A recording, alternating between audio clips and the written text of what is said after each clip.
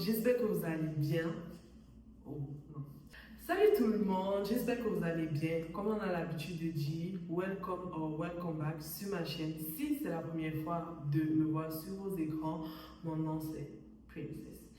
Aujourd'hui, on se retrouve une fois de plus pour un nouveau témoignage qui cette fois-ci, j'espère que vous êtes assis, j'espère que vous avez pris à manger, j'espère que vos émotions sont alignées parce que là, sans plus tarder, nous allons accueillir, comme on sait bien le faire, mon invité sur le plateau. Bonjour. Ça va bien? Je vais bien, merci. On se connaît, peut-être un peu trop bien ou pas. Mais nos invités ici présents ne te connaissent pas. Fait que pourrais-tu te présenter, s'il te plaît? Bien sûr. Bonjour, moi c'est Kitana. J'ai 22 ans, servante de Christ depuis.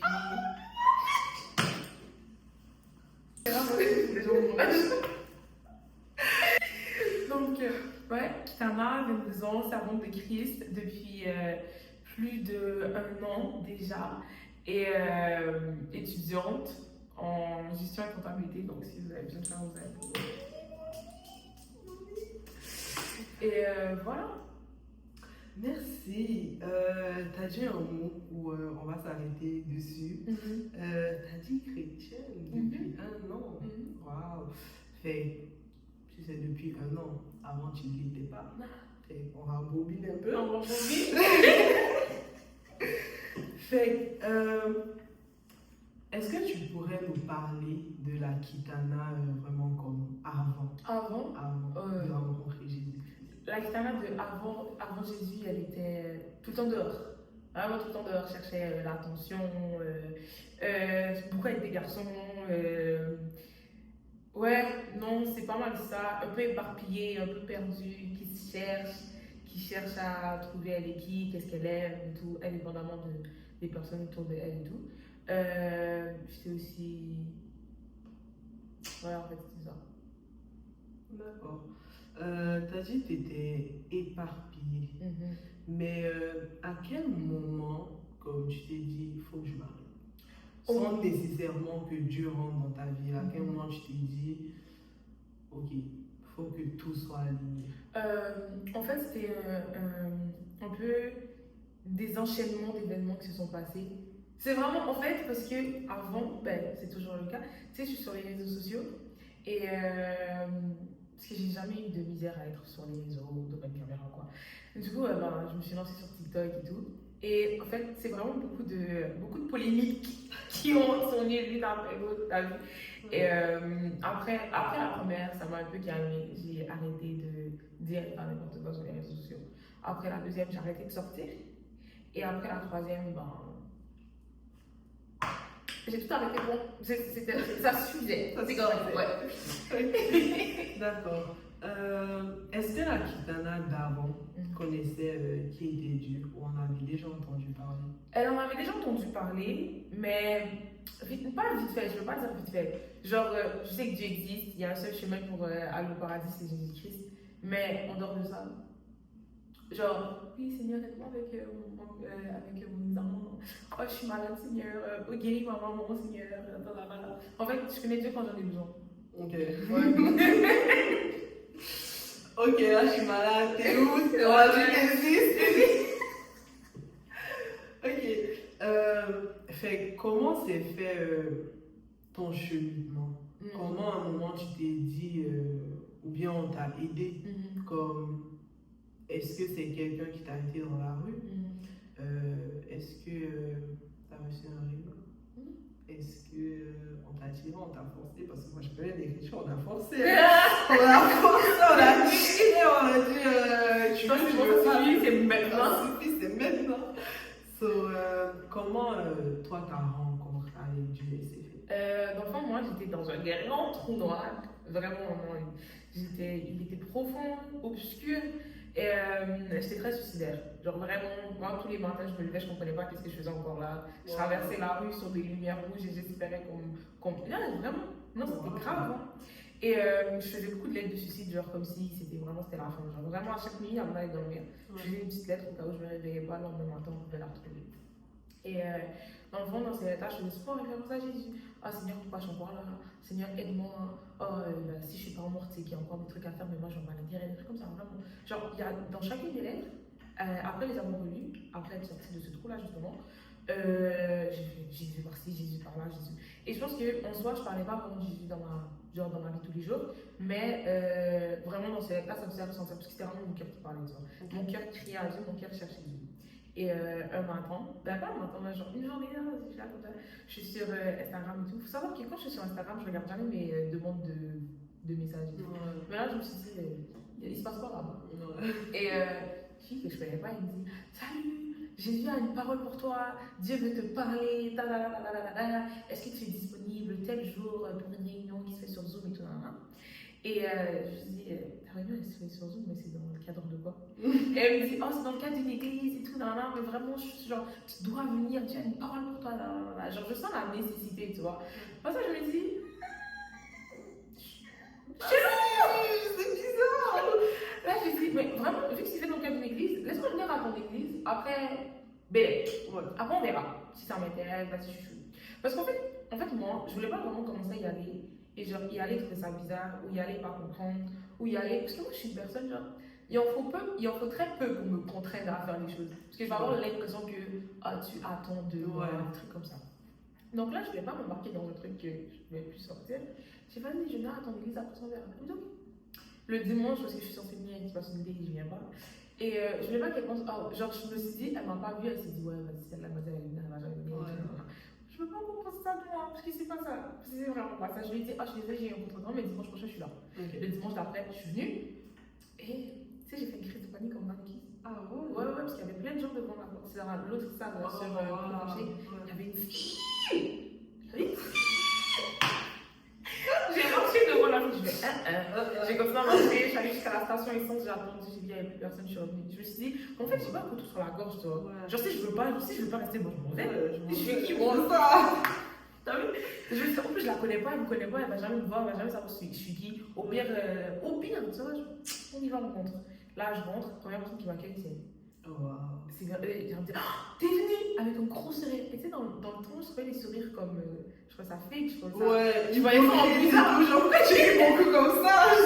Je voyais ça en bizarre. Pourquoi tu es heureuse comme ça? Quelle vie tu vis? C'est ça. Et là, je me dis, t'es venue, je fais. Ouais. Elle me dit, qui tu peux t'asseoir là et tout. Attends, je vais asseoir et tout. Au même moment, il y a les pasteurs qui rentrent et tout. Là, je vois pasteur Grâce. Je me dis, attends, mais là, je la connais. Je vais rester juste parce que je la connais. Je fais, je la connais, c'est sûr, c'est ma mère, je l'ai connue. Je la connais. Ouais. Là, elle vient, elle prêche, je la connais pas. Elle est française, elle vient d'arriver au Canada. Elle a accepté Christ depuis qu'elle a 15 ans. Je sais pas t'es qui. Mais je suis là. Voilà. Et du coup, son message m'a grave touchée. J'avais l'impression que genre, elle me parlait que à moi et à ma situation. Et ça m'a intéressée. Waouh. Fait, on peut dire que quelque part, comme tu as vraiment reçu une parole, Wow.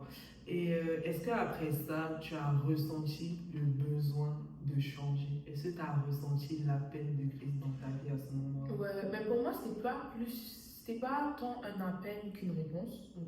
Parce que, comme je t'ai dit, j'étais très suicidaire, j'étais vraiment très dans le mal, tu vois. Et je cherchais une façon de sortir de ma situation qui était pour moi sans issue. Vraiment, celle-là, j'arrivais. Pour moi, la seule issue, c'était la mort, tu vois. C'était vraiment, je devais sortir de là, tu vois. Et Dieu m'a montré que j'étais très, très, très triste et je vivais beaucoup dans le paraître. Donc, ouais, non, t'inquiète, ça va bien, salut, ça va, et tout, normalement. Et ouais, Dieu m'a montré que non, il y a des endroits sur cette base terre que tu peux vraiment être heureuse. Genre, tu ressens juste la joie et le bonheur. Et cet endroit-là, c'était à l'église. Donc, du coup, pour moi, dans ces temps-là, qui étaient très, très, très difficiles, du lundi au vendredi, il fallait que je fasse comme si tout allait bien, alors que ça allait pas. Et l'église était devenue un refuge, j'étais vraiment devenue le seul endroit où j'allais vraiment bien. Je faisais pas semblant. Et du coup, c'est ça. Et après, j'ai vu Dieu se révéler dans ma situation et je me suis accrochée à Dieu. Donc, en vrai, c'est ça. Genre, Dieu s'est révélé à moi dans cette situation-là Genre, il a tout arrangé. Genre, vraiment tout arrangé. Wow. Et genre, je suis passée de la fille qui voulait qu'une voiture l'accroche, tomber, qu'il se passe quelque chose tombe sur ma tête là, je perds conscience et tout, à la fille qui a trop hâte de se lever pour aller servir Dieu, qui a trop hâte d'aller parler à Jésus, qui a trop hâte d'aller parler de Jésus. Ouais, je suis vraiment genre, il m'a redonné vie, c'est vraiment ça, il m'a redonné vie. Et à partir de là, je fais, non, c'est bon. Ça, c'est vrai, ça. Ça, je reste là. Je reste. Ok. À ce moment-là, tu as commencé à plus aller à l'église et tout, mais t'avais juste eu comme cette première Bible, si je peux dire. J'ai mis le pied dans l'eau. Ouais. T'as su c'était quoi, t'as vu, c'était nouveau, c'était beau, tout allait bien.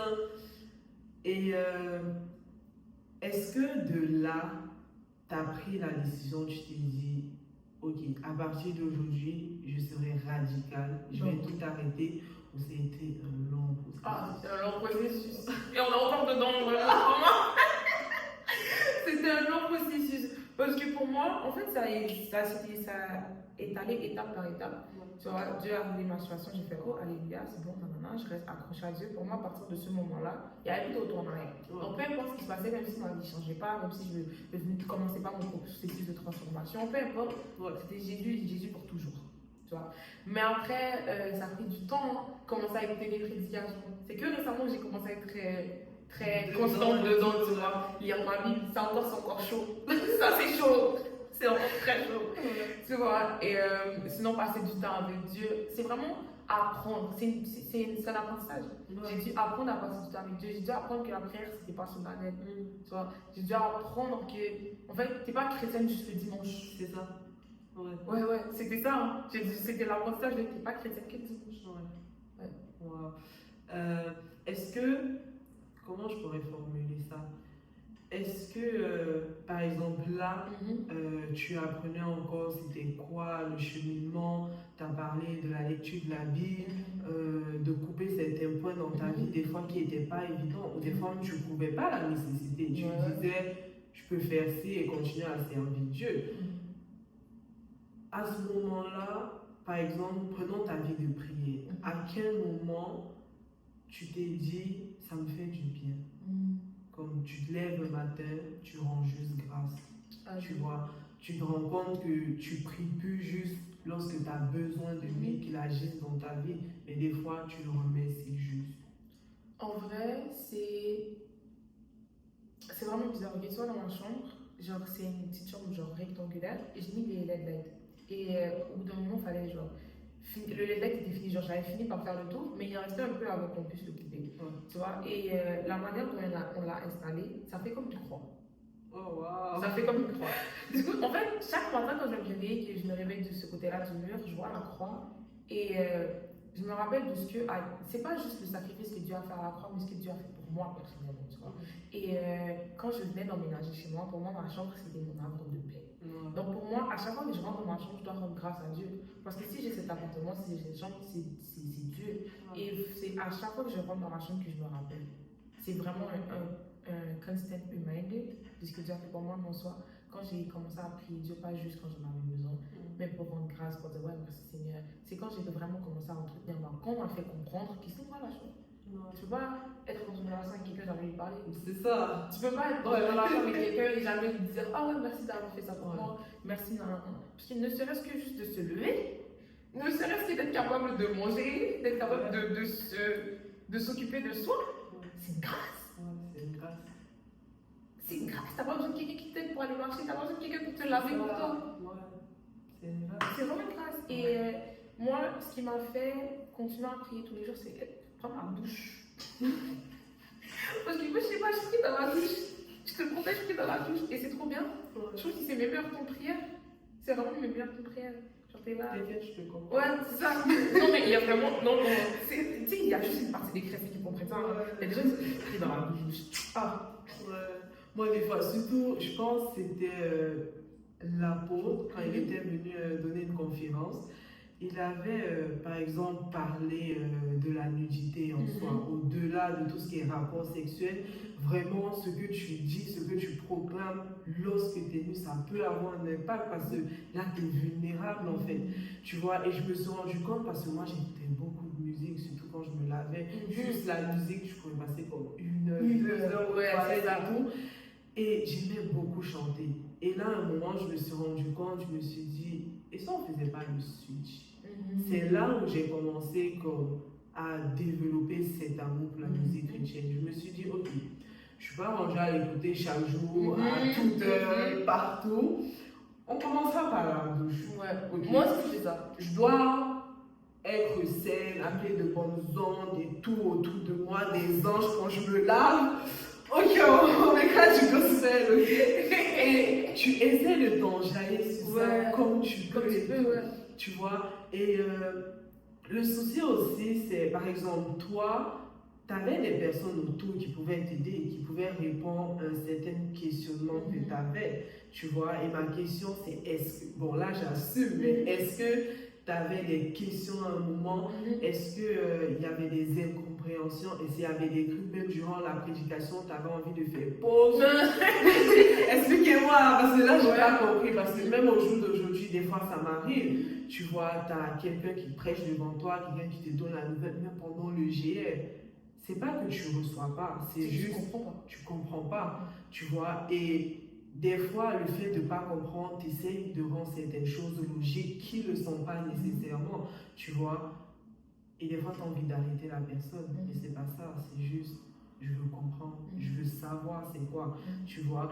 Et cette parole de Dieu qui disait, je pense que c'est Jésus qui l'a dit, mon peuple périt faute de connaissance, c'est vrai, tu vois, parce que il y a des gens qui vont te sortir certains discours qui ne sont pas nécessairement basés sur des faits. Tu vois, il y a plusieurs personnes aujourd'hui, ils vont te dire, moi, Dieu, lui, c'est mort. Tu vois, tu vas demander, ok, pourquoi ils vont dire, non, mais il est injuste. Pourquoi il fait ci, pourquoi il fait ça. Et quand tu demandes, moi, j'ai eu un exemple très récemment, et c'est même un très bon ami à moi. Il m'a dit, l'un des plus grands débats qu'il avait, par exemple, lorsqu'il posait des questions pour s'éloigner de la religion, ce qu'il a fait quitter, c'est lorsqu'il disait pourquoi il y a des bébés qui naissent avec certaines maladies, certaines malformations et tout, qui ne sont pas nécessairement biologiques, dans le sens, c'est pas, ça avait été transmis par les parents et tout. Et lorsqu'il posait la question pour savoir, on dirait par exemple, peut-être c'est juste une malédiction. Tu vois, on expliquait par exemple dans la Bible, lorsque Dieu nous dit jusqu'à la 7e génération, tu vois, et lui il trouvait ça injuste. Pourquoi payer pour les péchés de mes parents? Tu vois. Ah ça, j'aurais une petite question. Pourquoi je paye pour les péchés? Pourquoi faire? Je n'ai pas là. Mais j'ai soulevé un point, par exemple, je lui ai dit, là, par exemple, tu me poses la question tout de suite. Je vais chercher à te répondre de façon logique et biblique. Est-ce que j'aurais vraiment la profondeur à la question que tu me poses? Non. Mais pourquoi tu t'arrêtes à la malédiction? C'est le même Dieu qui dit lorsqu'il bénit jusqu'à la 1000e génération. Tu vois? Et il ne te maudit pas pour rien. Le péché a des conséquences. Tu vois? Je lui ai dit, aujourd'hui, c'est quoi le salaire du péché? C'est la mort. C'est la mort. La mort, les gars. C'est la mort, tu vois. Fait que si tu as dit, ok, toi, tu meurs pas, mais. Au moins, t'es pas comme ça. T'as toujours le temps de. T'as pas le temps. T'as tout de relever, t'as tout de repentir, t'as tout de changer le salut, là. Fait tu peux pas juste t'arrêter là. Et il dit, ouais, mais ça ne va pas en adéquation avec ce qu'on nous dit. On nous dit dans la Bible que Dieu, par exemple, est un Dieu bon, un Dieu bienveillant, un Dieu parfait. Mais comment un Dieu avec tant de bonté, tant de grâce peut laisser en sorte que cela arrive juste parce que quelqu'un a commis un péché il y a 7 ans, 2 ans de cela, tu vois. Mais j'ai dit, oui, si on s'appuie sur la Bible, c'est la même Bible qui dit notre Dieu est un Dieu qui venge ceux qui l'aiment, tu vois. Ce n'est pas parce que tu es bon que tu es forcément inconscient, c'est ça, tu vois. Dieu, il connaît le péché, tu vois. Il sait qu'on va le faire. Mais à un moment, il sait que si je prends un verre d'eau, je te le verse,